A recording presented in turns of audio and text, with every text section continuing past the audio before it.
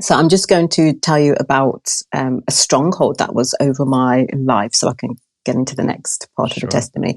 So basically there was a stronghold over my voice in my life. So I'd say up to the age of 7, I'd been a confident child and I would happily speak in social situations and in public, and that was not a problem for me. But somehow about the age of 7, and there wasn't a single event that happened, but somehow I suddenly became unable to speak in those situations. Now, before that, as I said, if there were plays at school, then I would do all the narration. If the teacher needed to duck out of the classroom, then the teacher would get me to sort of sit on the big chair and read to the rest of the class and that sort of thing. So speaking out loud and sort of being in front of people hadn't been a problem prior to that. But somehow from the age of 7, it just became a big deal.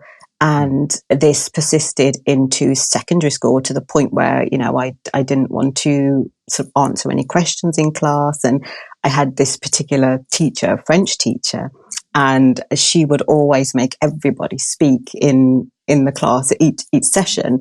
And she would never just allow you to have a one-word answer or just say a sentence. She would sort of try and draw more and more out of you. So I was always terrified in her lessons because she was actually French, and she'd peer over her spectacles and she'd look around the class and say, who hasn't said a little word today?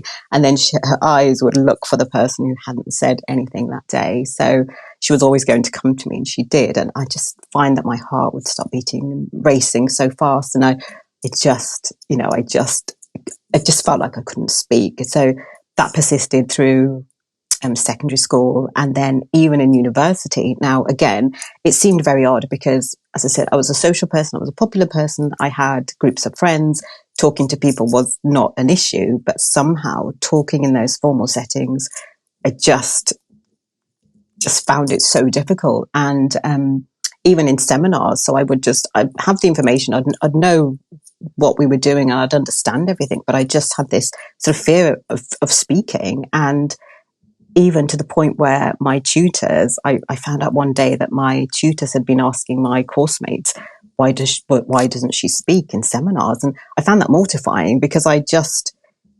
didn't really understand what was going on, but I knew it didn't really make any sense. So how this looked in my Christian walk when I became a Christian was that I was then reluctant to pray aloud for people. I think at that point, the only person I'd prayed aloud for was my son, and that was just sort of in private. And I also wouldn't just sort of join in and discussions and contribute to like discussions among Christians, because I just felt like I was always the youngest Christian in the room in terms of I'd always the one who'd been in the faith for the least amount of time. So I felt that maybe I didn't have much to contribute because they all must know more than me. Now, I know that's not true now, but at the time, that was just part of the stronghold. I just found it difficult to speak up. Mm. So the way that God delivered me from this was, I guess, allowing me I ended up in a toxic marriage. And in that relationship, my ex-husband actually was trying to usurp God's authority in my life, trying to sort of be that voice of God in my life. And there was a lot of sort of manipulation and sort of deception and addictions going on in the background. But that was basically, he was trying to silence my voice. Now, unfortunately, the leadership we were under at the time, I think a lot of them, Christian leadership, doesn't necessarily know how to handle those situations. So they were kind of they didn't really have the discernment, even though I was sort of speaking up and they were trying to counsel us. They didn't really have the discernment to see through the situation, and they just sort of saw it as a normal just couple not managing to get on. But so I ended up, between a rock and a hard place, basically, where I had my husband sort of silencing my voice, and then it felt like the pastors were as well, because no one was really acknowledging the situation for what it was. We needed help, sort of deliverance and all those things should have been on the table, but there was just sort of no talk of that. And so I had nowhere to turn for help. So where do we go for help? Go to the Lord. So I basically cried out to God, and the prescription was very clear to pray in tongues for 1 hour for 7 days. And that was just what I heard from the Holy Spirit.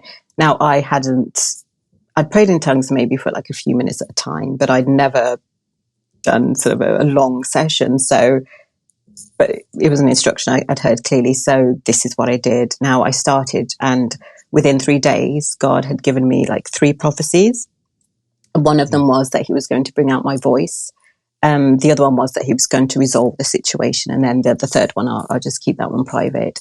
But so I carried on beyond the 7 days because I could feel that some change was going on. I could see, again, it was like when I was baptized that the blinkers were being removed. There was a lot of revelation that was coming to me. And basically what happened was within 6 weeks of my starting to pray in tongues, God had completely delivered me out of the situation. So basically, I ended up, separated from my husband and also from that church. But 1 week before all of that happened, he'd introduced new people into my life who've become my spiritual mentors, and basically they really helped me through that situation. They have a lot of spiritual knowledge, and they are able to they could see the vision that God had for my life, and it was in keeping with what God had already shown me as well in terms of bringing my voice out. So they've really been instrumental in my development, and continuing to pray in tongues have helped me to bring out my prayer life, and just to really keep going towards Christ, to just keep evolving in that way. And so I'm so grateful that God has brought those people into my life. We know that there's destiny helpers, that the devil sends people, and that God sends people as well. And these people were just truly sent by God. So that's been amazing. So, but what I say is that basically God broke the stronghold over my voice by using my voice to pray in the Holy Spirit's voice to break the stronghold over my voice, and that's how he broke it. So basically, a month later, he told me to just start posting on Instagram, and then a month after that, to start a YouTube channel, and basically that's what happened. And I wasn't a person who was a social media sort of person. I would never have thought that I'd be sharing my faith, which I kind of used to think was more a private thing.